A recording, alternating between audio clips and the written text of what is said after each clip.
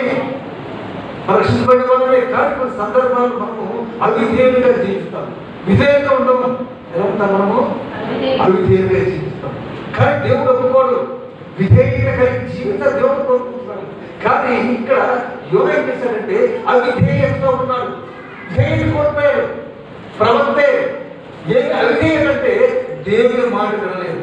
దేవుడు చెప్పాడు, యోనా నీవు బయలుదేరి వెళ్ళి నినివే పట్టణానికి వెళ్ళి ఆ పట్టణానికి దుర్గతి లేకపోతుంది, నాశనం చేయబోతున్నాం కాబట్టి, కాల్చి చేయబోతున్నాం కాబట్టి ఆ సంగతి ప్రకటన చేయమని సువార్త ప్రకటించమని చెప్పాడు యోనాకి దేవుడు.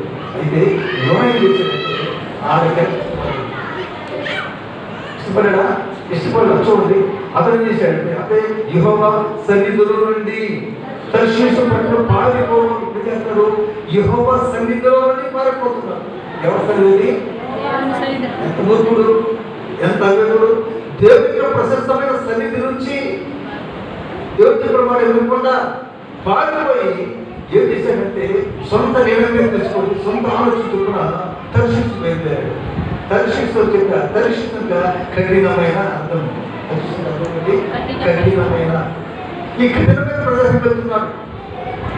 నిరుచు సంతానం అనుకుంటుంది, కానీ కఠినమైన ప్రదేశానికి వెళ్ళడానికి కేవలం టికెట్, కేవలం అటువంటి కేవ్ ఇచ్చి దర్శించిపోతున్నాడు.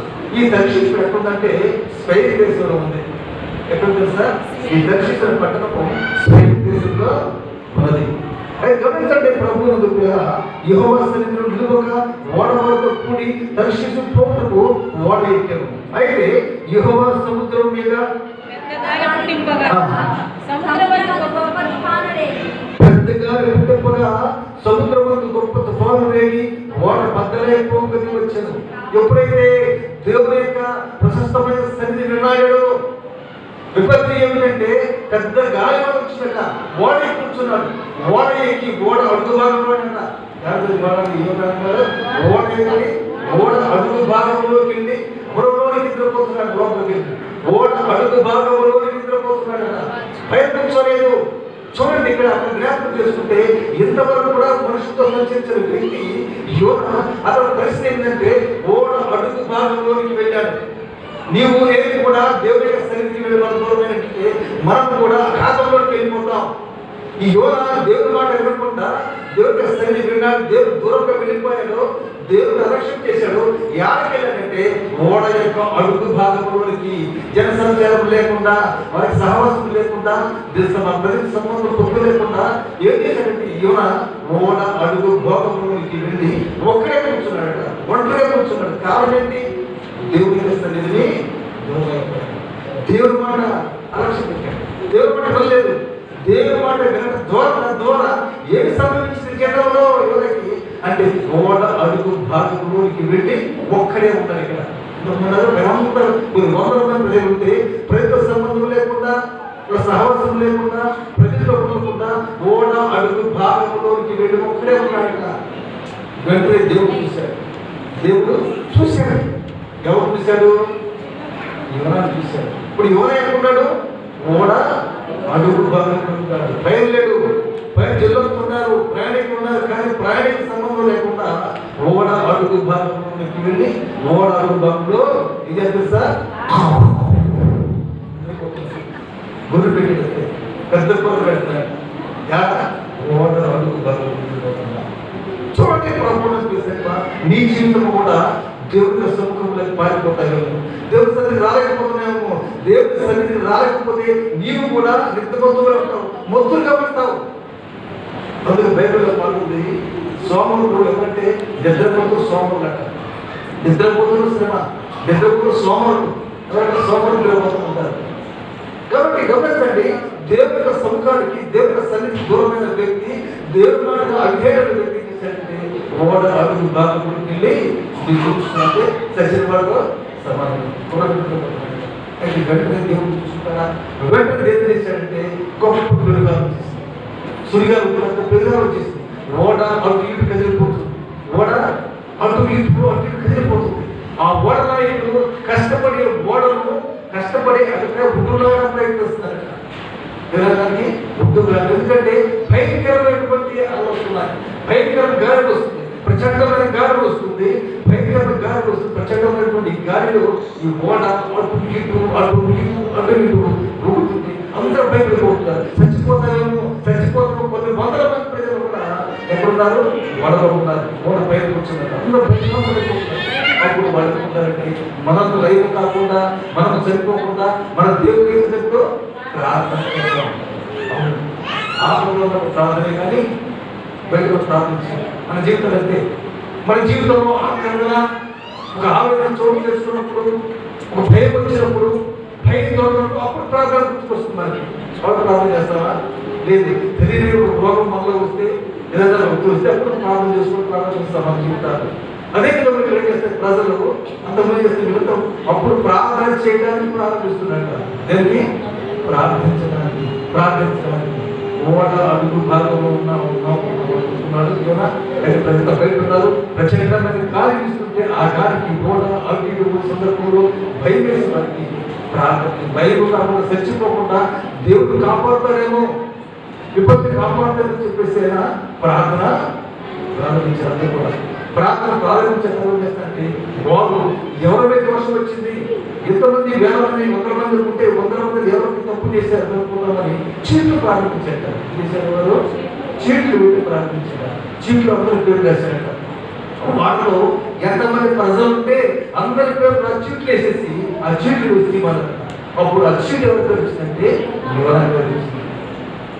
అప్పుడు వేద పరిస్థితి ఏంటంటే యోనా పేర్కొన్నాడు, ఓడ అడుగు భాగంలో నిద్రిస్తున్నాడు. అప్పుడు అంటారు పోయి నిద్రపోతా అంటారు. ఏమంటారు? పోయి నిద్రపోతా, నీకేమి వచ్చింది ఇప్పుడు? లేచి దేవుడు ప్రార్థించుకో, పోయి నిద్రపోతా.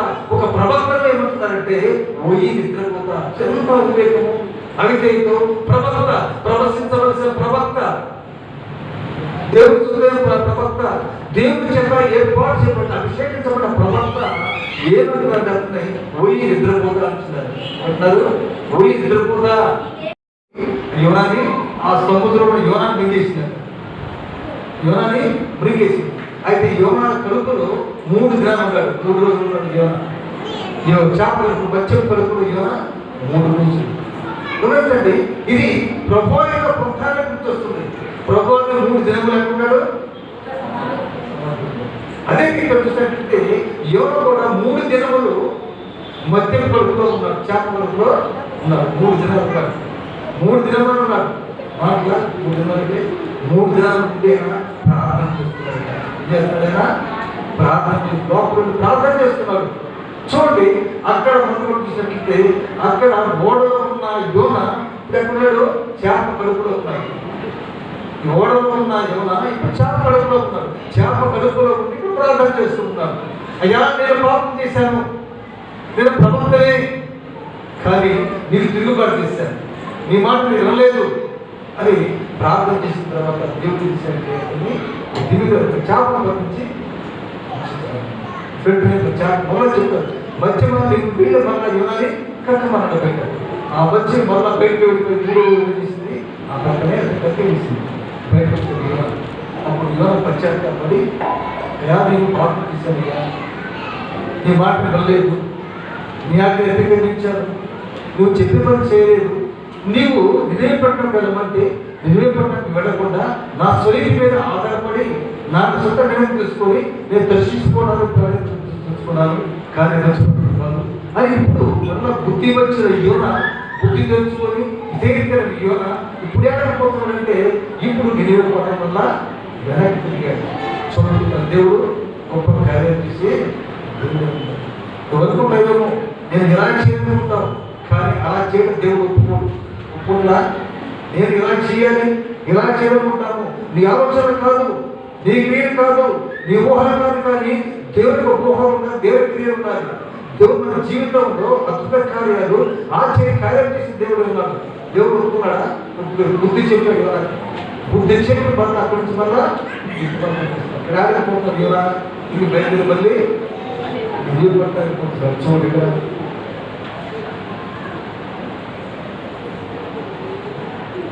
3వ అధ్యాయం చూసినట్లయితే చూడండి, అంటే యెహోవాకు 2వ మారు యోనాకు ప్రత్యక్షమై సెలవిచ్చినది ఏమనగా, నీవు లేచి నినివే మహాపట్టణముకు పోయి నేను నీకు తెలియజేసే సమాచారం దానికి ప్రకటించు. ఇప్పుడు మళ్ళా చెప్తాను, యోనా నీవు బయలుదేరి నిన్నే పట్టణానికి వెళ్ళి అక్కడ నువ్వు యోనా ప్రజలకంతా సువార్త చూడండి. అంతటి యెహోవాకు రెండవ యోనా ప్రత్యక్షమై సెలవిచ్చినదేమనగా, నీవు లేచి నీవే మహాపురులకు పోయి నేను నీకు తెలియజే సమాచారం దానికి ప్రకటన చేయి. నేను నీకు తెలియజే సమాచారము ప్రకటన చేయి. వేరే కాదు, వేరే మాటలు కాదు. నేను ఏమి చెప్తున్నానో ఏమి చెప్తా ఆ మాటలు ప్రకటన చేయి వెళ్ళి. కాబట్టి యోనా లేచి యెహోవా సెలవిచ్చిన ఆజ్ఞ ప్రకారము నిలువే పెట్టకపోయాను. అంతకుముందు ఆజ్ఞ తిరిగించాడు. ఇప్పుడు తప్పు తెలుసుకున్న తర్వాత, ప్రచండమైన గాలి వచ్చిన తర్వాత, అతని జీవితం ఆవేదన వచ్చిన తర్వాత అప్పుడు ఏం చేశాడు? భయంకరమైన ఆవేదన ఆందోళన వచ్చింది. ఇప్పుడు బుద్ధి తెలుసుకొని ఇప్పుడు దేవుడి మాట వినడానికి ప్రయత్నించాడు. ఇప్పుడు అంత లైన్లోకి జరిగారు. దేవుడి మాట విన్నాడా? లేదు. చూడండి, నిలువే పట్టిన దేవుడి దృష్టికి గొప్పది 3 దినాల ప్రయాణం అంత పరిమాణం పట్టణం. నిలువే పట్టిన కదా గొప్ప పట్టణం, చిన్న పట్టణం కాదు, చాలా పెద్ద పట్టణం. నిలువే పట్టణము దేవుడి దృష్టికి గొప్పది. ఎవరి దృష్టి పట్టణం గొప్పది, ప్రజల దృష్టి కాదు. ఈ పట్టణము దేవుడి దృష్టికే గొప్పదైందంట. దేవుడి దృష్టికి గొప్పదై యోనా 3 దినముల ప్రయాణం పరిమాణంగా పట్టణం. అంటే ఈ ప్రాంతం చివరి మొదలుకొని ఆ చివరికి వెళ్ళాలంటే 3 రోజులు. ఈ పట్టణం నుంచి ఆ పట్టణం చివరికి వెళ్ళాలంటే పడుతుంది 3 దినములు పడుతుంది. సంచరించుకుపోతున్నారు. అయితే యోనా ఆ పట్టణంలో ఒక దినం ప్రయాణం దూరం సంచరిస్తూ ఇంకా 40 దినములకు నినివే పట్టణం నాశనమవులని ప్రకటన చేయగా దేవుడు చెప్పాడు. యోనా ఇంకా 40 రోజుల్లో ఆ పట్టణం నాశనించబోతున్నాను, కాల్చేయమని చెప్పాడు. అయితే యోనా చేశాడంటే 3 దినం ప్రయాణం, 1 దినం ప్రయాణం చేసిన తర్వాత ఆయన ఒక మాట అంటాడు, నినివే పట్టణపోరు దేవుని విశ్వాసం నుంచి ఉపవాసం సాధించి గరుడేమి అల్పులేమి అందరూ గోధుమ పంట కట్టుకుని ఇక్కడ చేశాడు. ప్రకటన చేశాడు అంటే మీ పక్కన దేవుడు కాల్చిపోతున్నారు, నాశనం చేయబోతున్నారు. మీరు తిరుగుబాటుగా జీవిస్తున్నారు, నమ్మకం మీలో లేదు, యథార్థత లేదు, మీరు దేవుడు వారు కాదు మీరు. కాబట్టి దేవుడు తన ఉగ్రం చూపిస్తున్నాడు. ఇప్పటి నాశనం చేయబోతున్నప్పుడు ఈ వార్త అంటే ఇంత ఒక తీర్మానం చేసుకొని ఉపవాసం ఉండి కన్నీరు కాచి ప్రార్థన చేస్తే ఇప్పుడు మేము ప్రార్థన చేస్తే దేవుడు మా పట్ల నాశనం చేయడము కాల్చివేయడు కదా అని అప్పుడు ఆ ప్రజలు ఏం చేశారంటే అందరూ ఉపవాసం ఉండి బొరి పట్ట కట్టుకొని కన్నీరు కాచి ప్రార్థన చేస్తున్నారు. ఇప్పుడు లైన్లకు వచ్చారు. ముందు లైన్లకు ఉన్నారా? లేదు. పరిస్థితుల్లో జీవిస్తున్నారు, నమ్మకం లేదు, యథార్థం లేదు, విధేయత లేదు. ఇప్పుడు ఆ సువార్త ప్రకటించబడిన తర్వాత అది యోనా సువార్త విన్న తర్వాత వారు మానసికంగా బాధపడుతుంది, పశ్చాత్తాప పూర్ణమై ఇప్పుడు ఏం చేస్తారంటే తీర్మానం చేసుకొని ఉపవాసం నుండి కన్నీరు ఖర్చు ప్రార్థన చేయడానికి బదులుగా తీర్మానం చేసుకున్నారు. గమనించండి. అవును, మనం ఉపద్రవం ఉన్నప్పుడు, ఉన్నప్పుడు నీ జీవితంలో ఒక సంఘటన చూసుకున్నప్పుడు, ఒక ఆవేదన ఆకరణ జీవితంలో చూసుకున్నప్పుడు నువ్వు చేయాల్సిందంటే ఉపవాస ప్రార్థన. నీ ఉపవాస ప్రార్థన రక్షిస్తుంది. నీ ఉపవాస కలిగే ప్రార్థన నీ ఉపవాస కలిగే ప్రార్థన జీవితాన్ని మారుతుంది. నీ ఉపవాస కలిగే ప్రార్థన నీ జీవితానికి ఆహారం మార్చబడుతుంది. నీ ఉపవాస కలిగే ప్రార్థన నీకు నీ ఉపవాస కలిగే ప్రార్థన నీవు ఏమి చేయబోతున్నావో, ఏమి చేయాలనుకుంటున్నా సంకల్పించుకుంటున్నావు, వాటి చేకూర్చడానికి నీ ఉపవాసన దోహదపడుతుంది. కాబట్టి కలిగి చాలా శ్రేష్టమైనది. అన్న కలిగి ప్రార్థన చేస్తుంది. ఉపవాసం కలిగి ప్రార్థించింది. శ్రమలో ఉన్నప్పుడు, వేదనలో ఉన్నప్పుడు, ఉద్రాలో ఉన్నప్పుడు శ్రమ ఆమె కలిగిన శ్రమను బట్టి ఆమె దేవుడి సన్నిధికి వెళ్ళి ఉపవాసం ఉండి కన్నీరు కాచి ప్రార్థన చేసింది. శిరోపతి ఉపవాసం ఉండి కన్నీరు కాచి ప్రార్థన చేసింది. ఎవరో అన్న. ఎప్పుడు బిడ్డలు లేనప్పుడు, బిడ్డలు లేని సమయంలో ఆమె తీర్మానం చేస్తుంది. ఏమిటో తీర్మానం అంటే నేను దేవుడి సముఖంలోకి వెళ్ళి ఆ మందిరంలో ప్రార్థన చేస్తే తప్పక దేవుడు నా ప్రార్థన, నా కన్నీటి ప్రార్థన దేవుడు విని నాకు సహాయం చేస్తారేమో అని నిరీక్షతో ఉపవాసం నుండి కన్నీటి కాచి ప్రార్థన చేస్తుంది. ఆ ఉపవాస కన్నీటి ప్రార్థన దేవుడు ఆ కన్నీటి ప్రతి భాష తుడిచివేసే దేవుడు మనకు. నీ కన్నీటి ప్రతి భాష తుడిచివేసే దేవుడు ఆ మార్గాన్ని చూపించి ఆమె కన్నీటి ప్రార్థన విని ఆమెకి ఏమి కావాలో అదే దేవుడు అనుగ్రహించాడు. అయ్యా నాకు బలపడని తెచ్చి మనం దిగి ప్రార్థన చేసింది. దేవుడు బలపడనే చూడండి. ప్రాంతంలో జయించి కన్నీటి ప్రాంతంలో దీవులు ఇక్కడ చూసి ఏం చేశాక ఉపవాసం ఉండి రాజు కూడా సింహాసనం దిగి వచ్చాడట. రాజు సింహాసనం అదిలిపెట్ట రాజు కూడా దిగి వచ్చి కిందకి దిగి వచ్చి ఉపవాసం ఉండమని చెప్పేసి అందరూ ప్రార్థన చేశారు. ఆ ప్రాంతంలో ఉపవాసం ఉన్నారు. అప్పుడు పెద్దవారిని, ముసలివారిని, యవనస్తులని, గర్భిణీ స్త్రీలని, పశువులు కూడా చివరి పశువులు కూడా మేత మేకున్నారు. పశువులు మేకున్నారు. పశువులు మేత అక్కడ ఉపవాసం ఉన్నాయి. పశువులు ఉన్నాయి. చిన్నపిల్లలు ఉపవాసం ఉంటున్నారు. వృద్ధులు ఉంటున్నారు. అంతమంది చిన్నపిల్లలు పసిపిల్లలు ఉపవాసం, అందరూ ఉపవాసం ఉంటున్నారు. ఉపవాసం ఉండి కన్నీరు కాచి ప్రార్థన చేస్తున్నారు. ఎప్పుడు ఉపవాసం ఉండి కన్నీరు కాచి ప్రార్థన చేస్తూ ఉన్నారో ఆ సమయంలో దేవుడు వారి ప్రార్థన విన్నాడట. ఎప్పుడు ఉపవాసం ఉండి కన్నీరు కాచి ప్రార్థన చేసేటప్పుడు వారి కన్నీటి ప్రార్థన దేవుడు అప్పుడు ఉన్నారు. అంతవరకు ప్రార్థించలేదు వారు, దేవుడు నెరగలవారు. కానీ ఉపద్రవం వచ్చినప్పుడు, భయంకర స్థితి వచ్చినప్పుడు, ఆ పట్ల సమూలము నాశనం చేయబడే పరిస్థితి వచ్చినప్పుడు ప్రార్థన ప్రారంభించారు. ఇప్పుడు దేవుడు ప్రేమల దేవుడు కాబట్టి వారు నాశనం చేయబడతారని దేవుడు తీర్మానం చేసుకున్నారు. అయితే యోనాగారు చెప్పారంటే ఆ ప్రాంతానికి వెళ్ళి ఆ యొక్క ప్రాంతము కాలిపోతుంది, ఇంకా 40 రోజులు కాలిపోతుంది చూద్దామని చెప్పేసి ఒక చూపులు కూర్చున్నారు. 3 బయట కూర్చున్నారు. 3 బయట కూర్చున్నారు.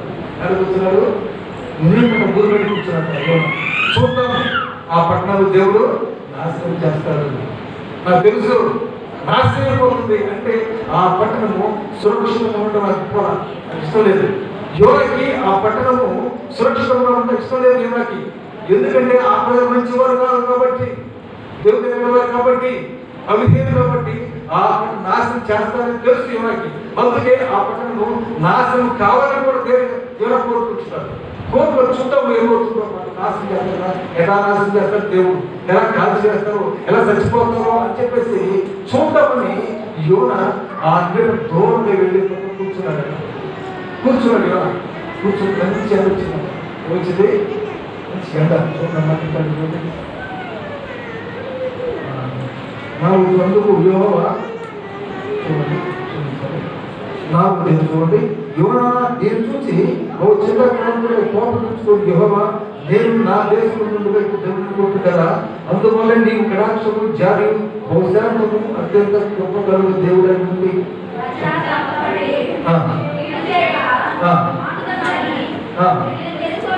నాకు తెలుసయ్యా నువ్వు పశ్చాత్తాప దేవుడు ఎందుకే నేను చేశానంటే నీవే పట్ల రాకుండా నేను దర్శించిపోయాను అన్నాడు. అంటే దేవుడు తిరుగుబాటు చేశాడు. అక్కడ దేవుడు మనకు వెళ్ళలేదు. అయితే మాత్రమే కాదు, ఈ యోన ప్రభుత్వం అవిధేయత ఏంటంటే ఆ పట్టణము నాశనం కాబోతుంది చూద్దామని ఒక చెట్టు కింద కూర్చున్నాడు. చెట్టు కింద కూర్చున్నాడు. 4 చూసాడు. అయితే అందుకు యెహోవా నువ్వు కోపించు న్యాయమని అడిగాడు. అప్పుడు యోన ఆ పట్టణం పోయి దాని తూర్పు తట్టు ప్రశ్నించి అక్కడ పందిరి ఒకటి వేసుకొని పట్టణం సమయంలో చూసిందని ఆ నేడలో కూర్చుని ఉండగా పట్టణం పందిరి వేసుకున్నాడట. చూశాడు, ఒక పందిరి వేసుకొని ఆ పందిరి కూర్చొని వేసినట్టే ఎలా కాలిపోతుందో పట్టణము, నాశనం ఉందో పట్టణము చూద్దామని చెప్పేసి యోన పందిరి కింద కూర్చున్నాడట. పందిరి కింద కూర్చున్నాడు. అయితే దేవుడైన యెహోవా స్వరచట్టమును ఏర్పరిచి అతనికి కలిగిన శ్రమపూర్తిని అది పెరిగి యోనాపై నేడుగా చేశారు. ఎండలో కూర్చున్నాడు. ఎండలో కూర్చున్నప్పుడు యోన బహుబాధపడుతూ విసుకుంటూ కోపడుతున్నాడట. కోపడి ఎండ తెస్తున్నాడట. కోపడుతున్నాడట. అప్పుడు దేవుడు చూసి అయ్యో ఎండలో కూడా నా యొక్క చెప్పేసి ఒక స్వరచట్టులో పందిరి మీద స్వరచట్టు చూడండి. ఆ స్వరచట్టు చూసి యోన బహు సంతోషించాడు. ఎప్పుడైతే చెట్టు వచ్చిందో అంతకుముందు ఆ పందిరికి చెట్టు లేదు సమయంలో బాగా ఎండగా ఉంది. ఆ ఎండ కూడా సందర్భంలో కాలిపోతూ కోపంచుకుంటున్నాడు దేవుడిని. కోపంతో దేవుడు సంతోషిస్తున్నాడు. అయితే దేవుడు చేశాడంటే ఒక అయితే మరుసటి ఉదయం ముందు దేవుడు ఒక భూమి ఏర్పడుతుగా అది ఆ చెట్టు తొలసి రోజున చెట్టు మరలా దేవుడు చేశాడు. ఒక పురుగును పంపించాడు. యాదేవుడే ఆ సమచెట్టును ఏర్పరిచిన దేవుడే ఆ సమచెట్టు మీద మళ్ళా పురుగును పంపించాడు.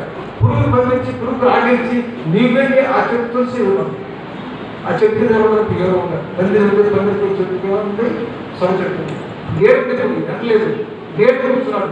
నీడ కూర్చొని హాయిగా చూస్తున్నాడు. ఎవరొక్క ఆ పట్టణంలో సొర చెట్టు మీద కూర్చొని పట్టణంలో కాలిపోతుంది, నాశనం చూద్దామని కూర్చున్నాడు, ఆశ కూర్చున్నాడు. కానీ దేవుడు వెంటనే ఆ సొర చెట్టుకు మళ్ళా పురుగు పంపించాడు. ఆ పురుగు వచ్చి సొర చెట్టు మొత్తం కూడా తొలిసి వేసింది. వేసింది తొలిసి వేసింది. చెట్టు ఏమైంది? ఇప్పుడు మనకు ఎండ ప్రారంభమైంది. అంతకుముందు ఎండలో ఉన్నప్పటికీ సొర చెట్టు వచ్చింది, ఏడిచ్చింది. ఇప్పుడు ఎండ మళ్ళా ప్రారంభమైంది. ఎండకైనా మళ్ళీ కోపగించుకుంటాడు. అప్పుడు దేవుడు అంటారు కదా, చూడండి మరి ఎండకాయ దేవుడు వేడి వచ్చు కనిపించి ఏమన్నా తలకు ఎండ దెబ్బ తగ్గరగా అతను సమస్యని బ్రతుకుల కంటే సొంత మేలు మేము చచ్చిపోవడం లేదు. ఎందుకంటే వేడి బాధగా సందర్భంలో దేవుడు దేవుడు ఈ స్వర చెట్టు గురించి నీవు కోరుకుంటున్నాయమా యోనా, ఈ స్వర చెట్టు గురించి నువ్వు కోరుకుంటున్నాయమా చూడండి మాట్లాడతారు అని యోన ప్రాణం పోవనంతగా కోపించడం న్యాయమే. అవును, ప్రాణం పోపించడానికి న్యాయమే. ఇంతవరకు మంచిగా ఉన్నాను, నేను చల్లగా ఉన్నాను, నా బతుకంతా అసలు ఉంది, ఇప్పుడు నాశనం పోయింది, మారిపోయింది, నా కోపం కాదంటున్నాడు. అది దేవుడు ఏమంటున్నాడు? అందుకు యెహోవా నీవు కష్టపడుకుంటారు, పెంచుకుంటారు, ఒక రాత్రిలోనే పెరిగి ఒక రాత్రిలోనే వాడిపోయే చెట్టు విషయం నువ్వు విచారపడుతున్నదే. యోనా, ఈ చెట్టు నీవు వేసావా, ఇబ్బందులు కట్టావా, చెట్టు నువ్వు నీళ్ళు పోసావా, చెట్టు పైన కాదు, ఆ చెట్టు నువ్వు కట్టించింది నేనే. నువ్వు వేడిగా ఉన్నప్పుడు, నువ్వు వెడతగుతున్నప్పుడు, ఎండ లేకుండా వేడి లేకుండా నువ్వు సంరక్షణగా ఉండడానికి, నువ్వు చల్లగా ఉండడానికి, వేడి ఉండడానికి చుట్టూ ఎవరు? నేను గురించాను. ఆ చెట్టు కనిపించింది నేనే. నువ్వు నా ప్రవర్తిని, నువ్వు నా బిడ్డలు కాబట్టి అలాంటి ఇష్టంలో ఉన్న ఇష్టం లేకుండా నువ్వు మంచిగా ఉండడానికి, వేడి లేకుండా ఎండ ఉండడానికి ఆ సౌకర్యం తెచ్చుకోవడం గొప్ప కార్యం చేస్తాడు. గొప్ప కార్యం చేస్తాడు. నీకు మేలు చేయాలని తీసుకుంటున్నాడు. నీకు మంచికి మేలు చేయాలని, నీకు దీవెనలు ఇవ్వాలని ఆశను దేవుడు కోరుకుంటున్నాడు. కానీ కొన్ని సందర్భాలు మనం చేస్తున్నామంటే దేవుడి మీద తిరుగుబాటు చేస్తున్నాం. చాలా మంది బిడ్డలు కూడా ఉచితంగా పొందుకుంటున్నాం, దేవుడి పేరు పొందుకుంటున్నాం, ఆశీస్సులు పొందుకుంటున్నాం, మేలు పొందుకుంటాం. ఒక పక్షాన్ని దేవుడు తిట్టేవారు లేకపోలేదు ఎదుర్కొన్నాం, దూషించేవారు లేకపోలేదు ఎదుర్కొన్నాం, దూషించేవారు ఒక్కసారి దేవుడు ప్రేమ చూస్తూ కూడా అనుభవిస్తూ కూడా ఆయన అనుభవిస్తూ కూడా దేవుడు దూషించేవారు లేదు. చాలా మంది ఉన్నారు, దేవుడు దూషించేవారు ఉన్నారు, దేవుడి ప్రేమను చూసేవారు.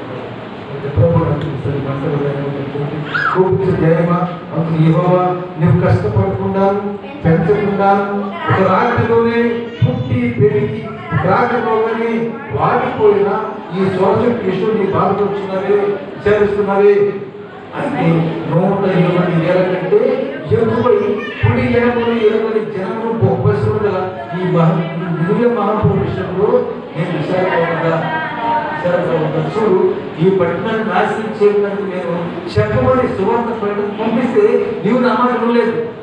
నేను వెళ్ళమన్నా ఏమన్నా నీవు నివేకి వెళ్ళమంటే నివేకి వెళ్ళకుండా నీ తీర్మానం చేసుకున్నావు, సొంత తీర్మానం చేసుకున్నావు, నీ ఎడమే చొప్పును దర్శనం వెళ్ళిపోయావు. నా మాట విన్నారా? నా మాట స్వీకరించేవి అవిధేయంగా జీవించావు, నమ్మకంగా జీవించలేవు. నా ప్రవక్తవే, ఏర్పాటు చేయబడిన వాడివే, ప్రతిష్ఠించబడిన వాడివే, ప్రతిష్ఠించబడిన నీవు నా మాట వినకుండా నీ సొంతంగా తీసుకున్నావు.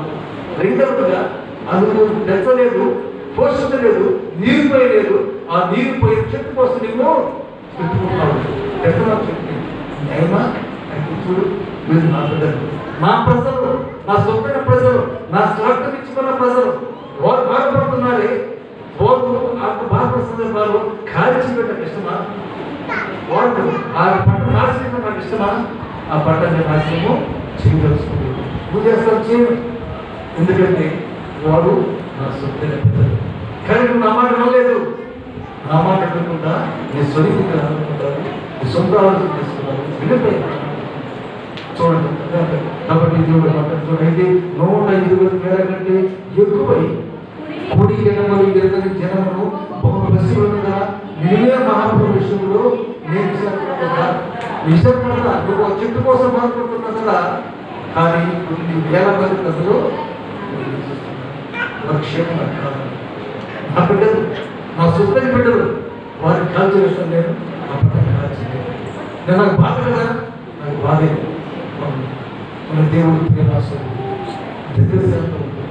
ప్రేమ కలిగిన మన దేవుడు ఒకటి నీ జీవితంలో తెలియని తప్పిదములు చేస్తావేమో, పాపములు చేస్తావేమో, అయినప్పుడు పశ్చాత్తాపడినప్పుడు దేవుడు నీ పశ్చాత్తాపాన్ని విని దేవుడు నీకు సహాయం చేసి దేవుడు గమనించాలి. మనం నీ దోషం నీకు ఉండలేము, నీలో దోషాలు ఉండలేము, నీలో పాపం ఉండలేము. ఆ సందర్భంలో నీవు పాప నిష్ఠ కోసం, ఆ దోష పరిహారం కోసం నువ్వు ప్రార్థన చేసిన వాడవైతే, విలాపించిన వాడవైతే, దేవుడు సన్నిధికి వచ్చి ప్రార్థించిన వాడవైతే, దేవుడు నీ పాపాన్ని శుద్ధి తీసేవాడు, నీ పాపాన్ని నిష్ఠ చేసేవాడు, నీ పాపాన్ని క్షమించే దేవుడు, నిన్ను స్థిరపరిచే దేవుడు, బలపరిచే దేవుడు, ఒక స్థాయికి తీసుకునే దేవుడు. నిబంధనలో దేవుడు నిన్ను బాధపెట్టే దేవుడు మన దేవుడు కాదు. ఆయన కోపము నిమిషమే, ప్రేమ శాశ్వతం. కోపము నిమిషమే, నిమిషం కోపడతాడు, ప్రేమాంతము నిమిషమే కోపడతాడు, కానీ ఆయన కొన్ని సంవత్సరాలు నియమించే దేవుడు. ఎందుకంటే తన సౌకర్యం తెలుసు కన్నా తన బిడ్డ ఏమాత్రం కూడా అలాంటి స్థితిలో దేవుడు ఉంటాడా? గమనించేవా, వీరు నా ప్రజలు కదా, నా సొంత ప్రజలు కదా, నా బిడ్డలు కదా, నా స్వరంత నుంచి పొందిన బిడ్డలు కదా, వారి కోసం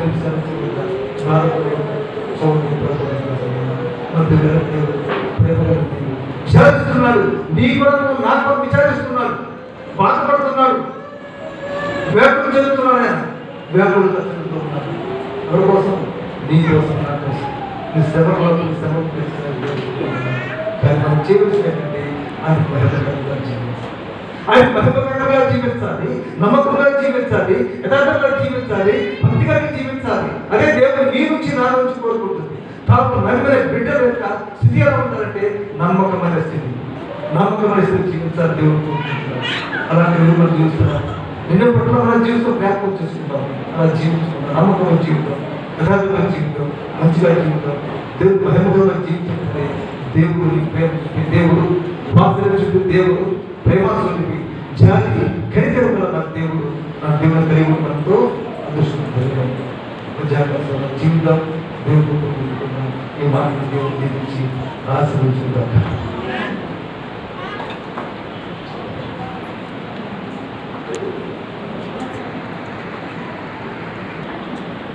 మంచిది. ప్రార్థించుకుందాం.